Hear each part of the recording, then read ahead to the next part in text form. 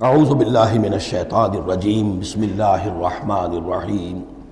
وما خلقنا السماء والارض وما بینہما باطلا، اور ہم نے جو کچھ کے آسمانوں میں ہے اور زمین میں ہے اور جو کچھ ان کے مابین ہے اسے بیکار پیدا نہیں کیا۔ اب یہ وہی لفظ آ گیا ہے دوبارہ جو سورہ آل عمران میں تھا، ربنا ما خلقت ھذا باطلا سبحانک فقنا عذاب النار۔ اس کے علاوہ سورہ مومنون میں آ چکا ہے، افحسبتم انما خلقناکم عبثا وانکم الینا لا ترجعون۔ تو یہ عبث اور بیکار کام کرنا اللہ کی شان سے بہت ہی سمجھیے کہ بعید ہے۔ ذالک ظن الذین کفروا، یہ گمان تو ان لوگوں کا ہے جنہوں نے کفر کیا ہے۔ فویل للذین کفروا من النار، تو ہلاکت اور بربادی اور تباہی ہے ان کافروں کے لیے آگ کی۔ ام نجعل الذین آمنوا وعملوا الصالحات کالمفسدین فی الارض، ذرا یہ سوچیں کیا ہم ان لوگوں کو جو ایمان لائے اور جنہوں نے نیک عمل کیے بنا دیں گے ویسا جیسا کہ وہ لوگ ہیں کہ جنہوں نے زمین میں فساد مچایا؟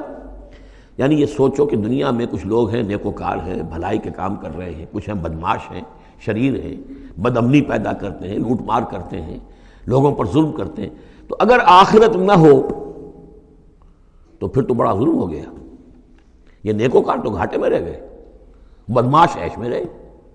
جن کے لیے کوئی اسکروپلز نہیں ہے، کوئی اصول نہیں ہے، ان کے لیے نہ دیانت ہے نہ امانت ہے، کچھ نہیں ہے، جہاں داؤ لگ جائے جہاں ہاتھ پڑ جائے وہ حاصل کرنے کے لیے تیار ہے، اپنی تمام خواہشات کی جو ہے وہ تکمیل کرنے کے لیے ہر دم جو ہے وہ تیار ہیں، دیکھتے نہیں جائز ہے کہ ناجائز ہے، تو وہ تو پھر نفع میں رہے۔ اگر کوئی آخرت نہیں ہے تو پھر نفع میں وہ رہے، گھاٹے میں یہ رہے۔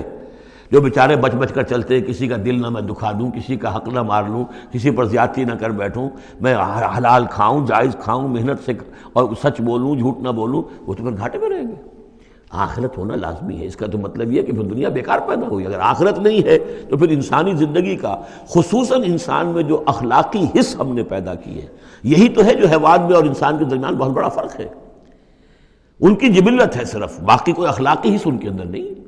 لیکن انسان کے اندر تو اخلاقی حص ہے، جبلت بھی ہے اور اخلاقی حص بھی ہے۔ تو اس اخلاقی حص کا نتیجہ کیا نکلا؟ الٹا نکل رہا ہے، تو نتیجتاً درست ہونا چاہیے۔ ام نجعل الذین آمنوا وعملوا الصالحات کالمفسدین فی الارض ام نجعل المتقین کالفجار، کیا ہم اپنے متقی بندوں کو برابر کر دیں گے ان فاجروں اور فاسقوں کی؟ کتاب انزلناہ الیک مبارک، یہ کتاب ہے قرآن جو اے نبی ہم نے آپ پر نازل کی ہے، مبارکن، بہت بابرکت ہے۔ یہ برکت کے لفظ کو یہاں سمجھ لیجئے۔ برکہ عربی زبان میں کہتے ہیں کسی شے میں سے اس کے خیر کو نکالنے والی شے، وہ برکت ہے۔ کوئی شے پوٹینشلی آپ میں ہے لیکن یہ کہ وہ ڈورمنٹ پڑی ہوئی ہے، سوئی ہوئی ہے، اور اس کو آپ ایکسپلائٹ نہیں کر رہے، استعمال نہیں کر رہے، آپ کو اس کا شعور بھی نہیں ہے، احساس بھی نہیں ہے۔ کوئی شے جو آپ کو اس کا احساس دلا دے، پھر آپ اپنی اس صلاحیت کو استعمال کریں، ایکسپلائٹ کریں، اسے بروئے کار لائیں، وہ شے برکت والی ہوئی۔ تو یہ لفظ آتا ہے قرآن مجید میں، یا تو بام مبارکہ، باران رحمت، بارش برستی ہے،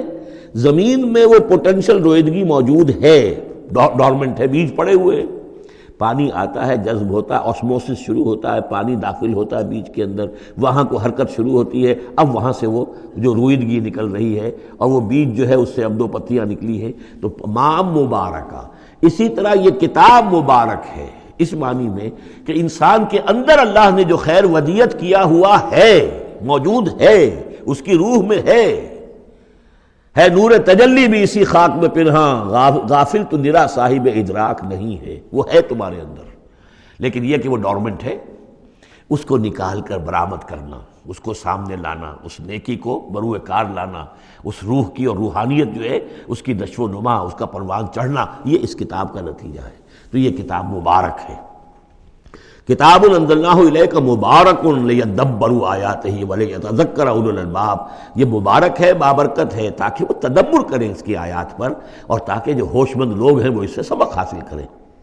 وَوَهَبْنَا لِدَاوُودَ سلیمان، اور ہم نے داؤد کو سلیمان جیسا بیٹا عطا کیا، نعم العبد، بہت ہی اچھا بندہ تھا ہمارا، انہ اواب، اور یقیناً وہ بھی ہماری طرف رجوع کرتا رہتا تھا، ہماری طرف ہی رجوع رہتا تھا، توجہ رکھتا تھا، دھیان ہمارے ساتھ لگائے رکھتا تھا۔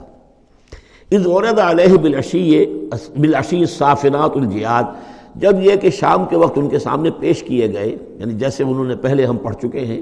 کہ انہوں نے اپنی فوجوں کی انسپیکشن کی تھی، تو وہ فوجیں کہ جو انسانوں کی بھی تھیں، جنوں کی بھی تھی، یوزعون، ان کی ریجیمنٹس بنائی گئی تھیں، بٹالینز بنائی گئی تھیں، اس میں پرندے بھی تھے۔ اسی طریقے سے اب یہ جو گھوڑے رکھے ہوئے تھے جہاد کے لیے، ظاہر بات ہے کہ گھوڑے کیولری جو ہے وہ تو زمانے میں اصل شے تھی، تو اس کو انہوں نے جو شام کے وقت انسپیکشن پریڈ کوئی ہوئی گھوڑوں کی، تو وَإِذْ عُرِضَ عَلَيْهِ بِالْعَشِيِّ الصَّافِنَاتُ الْجِيَادُ، جو بہت ہی عمدہ، بہت اعلیٰ نسل والے، بہت عمدہ جو گھوڑے تھے ان کو اس کے سامنے پیش کیے گئے، معائنہ کر رہے تھے حضرت سلیمان۔ فَقَالَ إِنِّي أَحْبَبْتُ حُبَّ الْخَيْرِ عَنْ ذِكْرِ رَبِّي، ہوا یہ کہ اس میں کچھ دیر ہو گئی، شام کا وقت تھا اور سورج جو ہے وہ غروب ہو گیا، عصر کی نماز ان کی قضا ہو گئی، جیسے کہ حضور کی عصر کی ایک نماز قضا ہوئی تھی غزوہ احزاب میں، اور اس پر حضور نے لعنت فرمائی تھی پھر کفار پر کہ ان کی وجہ سے ہماری آج عصر کی نماز، اور خاص طور پر جس کو صلاۃ الوسطیٰ عام طور پر چونکہ گمان ہے، وہ آج ہماری قضا ہو گئی، تو عصر کی نماز ان کی قضا ہو گئی۔ تو انہوں نے کہا کہ مجھے یہ جو حب الخیر، یہ خیر ہے نا، یہ گھوڑے جو ہیں یہ خیر ہے، دولت ہے، ایک آدمی کی بہت اچھی جو ہے پونجی ہے، اس کی محبت نے انی احببت حب الخیر عن ذکر ربی، میں اس کی محبت میں اتنا مصروف ہو گیا، اتنا مشغول ہو گیا کہ اپنے رب کا ذکر جو ہے وہ بھول گیا۔ حتیٰ توارت بالحجاب، حتیٰ توارت الشمس بالحجاب، یہاں گویا کہ سورج کا لفظ محذوف ہے، یہاں تک کہ سورج جو ہے وہ تو چھپ گیا، اوٹ میں آ گیا۔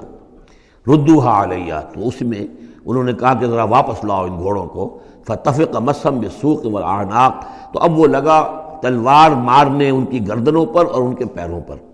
اس کو سمجھنا چاہیے کہ غلبہ حال میں یہ کیفیت ہوئی۔ اس کی بھی تعویل کرنے کی بہت کوشش کی گئی کہ نہیں وہ تو پہنچنے کے لیے ان کی گردن گویا کہ اور ان کو چوم چاٹ رہے ہیں، تو انہوں نے جو ہاتھ چلائے تھے ان کی گردن اور جو ان کے پاؤں، جیسے کہ آدمی جب یعنی بہت ہی گھوڑا بہت اعلیٰ نسل کا ہو تو آپ ہاتھ پھیرتے ہیں اس کے اوپر، تو اس سے ایک اپنائیت کا احساس اس کے اندر بھی پیدا ہوتا ہے۔ تو یہ جو نہیں، یہ بات نہیں ہے، بات سیدھی وہی ہے کہ جو یعنی خام خواہ اس میں ضرورت نہیں ہے، جیسے کہ غلبہ حال کسی وقت ہو جاتا ہے، خام خواہ تعویل کی کیا ضرورت ہے۔ جیسے حضرت عمر کا معاملہ ہو گیا تھا کہ غزوہ احد میں تلوار پھینک کر بیٹھ گئے